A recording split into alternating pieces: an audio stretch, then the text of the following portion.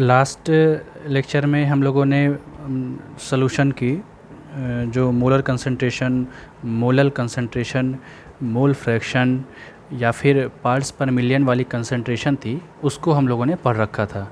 क्या पढ़ा था पिछले लेक्चर में?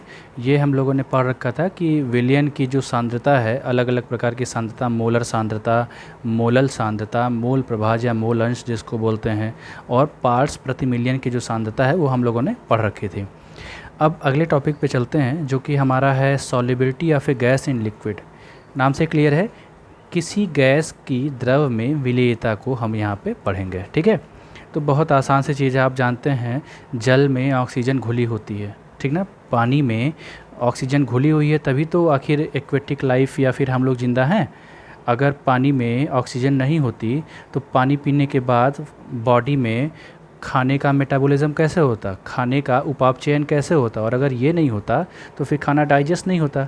खाना डाइजेस्ट नहीं होता तो क्या होता कि खाने से जो हमको एनर्जी मिलती है, न्यूट्रिएंट्स मिलते हैं, वो हमको नहीं मिल पाते, ना ही हमको किसी टाइप की एनर्जी मिल पाती है। ठीक है, तो अब वो ऑक्सीजन जो होती है बहुत कम अमाउंट में डिज़ोल्व होती है पानी में। ठीक है, लेकिन आप देखें अलग अलग गैसेस जो होती हैं उनकी जो सॉल्युबिलिटी होती है किसी भी लिक्विड में, उनकी जो विलेयता होती है किसी द्रव में, वो अलग अलग होती है। वो डिपेंड करती है, वो निर्भर करती है उनकी प्रकृति पे, उनके नेचर पे। ठीक है, तो हम लोग एक एग्जांपल ले लेते हैं। मान लेते हैं कि ये आपका पानी है, ठीक है, ये आपका पानी है।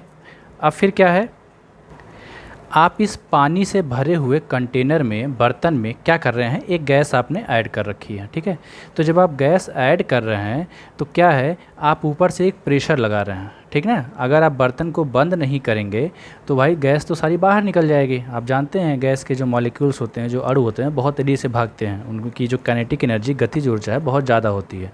ठीक है, तो क्या किया कि हम लोगों ने ऊपर से कंटेनर को बंद किया। ठीक है, अब जब आप बंद कर रहे हैं तो ये पिस्टन जो लगा हुआ है, ठीक है, इस पिस्टन की वजह से, अच्छा, ये यहाँ तक पानी का लेवल है इस बर्तन में, ठीक है, और ये इतनी क्या है, बर्तन में खाली जगह है। तो गैस के कुछ मॉलिक्यूल्स, गैस के कुछ अणु क्या होंगे,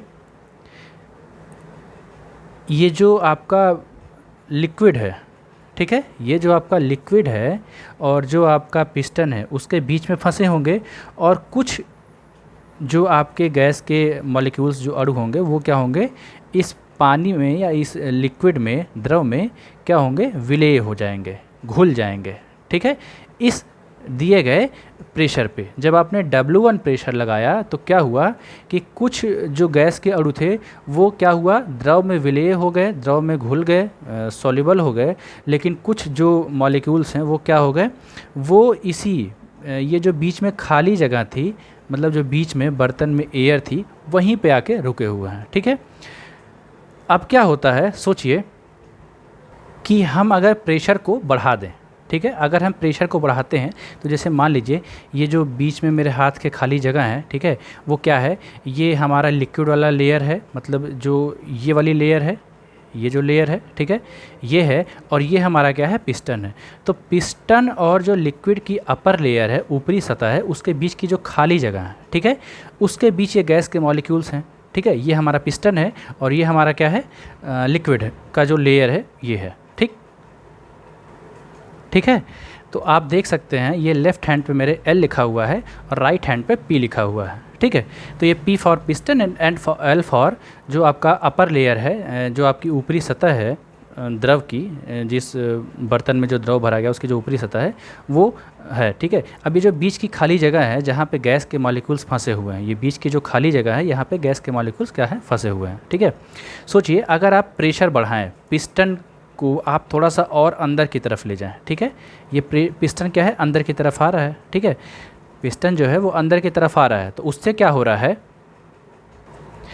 क्या हो रहा है कि ये जो पोर्शन है ये नीचे की तरफ आ रहा है। ठीक है, अगर आप प्रेशर बढ़ाएं, ठीक है, तो ये जो पिस्टन है वो नीचे की तरफ आएगा, और जब नीचे की तरफ आएगा तो क्या होगा, ये ज़्यादा से ज़्यादा मॉलिक्यूल्स, ज़्यादा से ज़्यादा अणु जो बीच में हवा में ही अटक गए थे, वो क्या हो जाएंगे, वो कहाँ जाएंगे, वो यहाँ कहीं आ जाएंगे। मतलब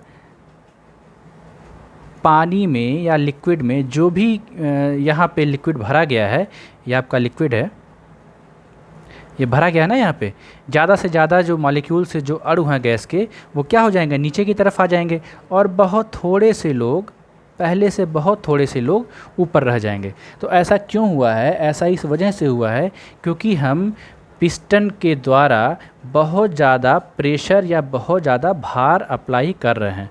तो जब ये पिस्टन नीचे की तरफ स्लाइड होगा, ठीक है, जब ये पिस्टन जो है वो नीचे की तरफ स्लाइड हो रहा है, तो भाई गैस के अणुओं को, गैस के मॉलिक्यूल्स के लिए जगह ही नहीं है, तो अल्टीमेटली अंत में उनको इसी लिक्विड में ही जाना पड़ेगा, ठीक है।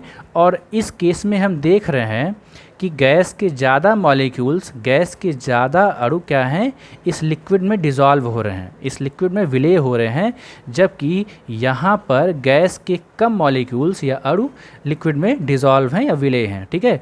तो हम एक निष्कर्ष ये निकाल सकते हैं कि जब हमने प्रेशर बढ़ाया, जब हमने बर्तन के ऊपर पिस्टन के द्वारा प्रेशर बढ़ाया, ठीक है, तो क्या हो रहा है, जो सॉल्युबिलिटी है, जो विलेयता है गैस की, कहाँ पे, लिक्विड में, वो क्या हो जा रही है, बढ़ जा रही है, ठीक है। हमने अगर दाब बढ़ाया, प्रेशर बढ़ाया, तो विलेयता क्या हो रही है, बढ़ जा रही है, ठीक है।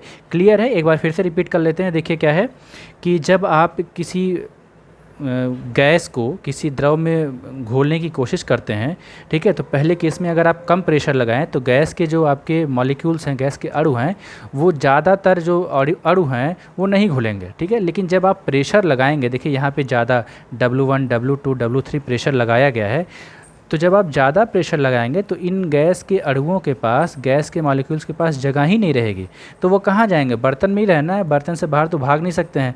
तो ये क्या करेंगे, ये अल्टीमेटली इसी लिक्विड में क्या हो जाएंगे, इसी द्रव में घुल जाएंगे, डिज़ोल्व हो जाएंगे। तो इस तरीके से हम एक निष्कर्ष ये निकालते हैं कि जब आप बर्तन के ऊपर दाब बढ़ाते हैं, प्रेशर बढ़ाते हैं, तो गैस की विलेयता, गैस की सॉल्युबिलिटी लिक्विड में बढ़ जाती है, ठीक है। और ये जो आपने पढ़ा है, इसी को बोलते हैं हेनरीज लॉ, हेनरी का नियम। हेनरी पहले इंसान थे जिन्होंने गैस की जो सॉल्युबिलिटी है उसको प्रेशर से रिलेट किया। क्या किया उन्होंने, गैस की जो विलेयता है उसको दाब से संबंधित किया, ठीक है।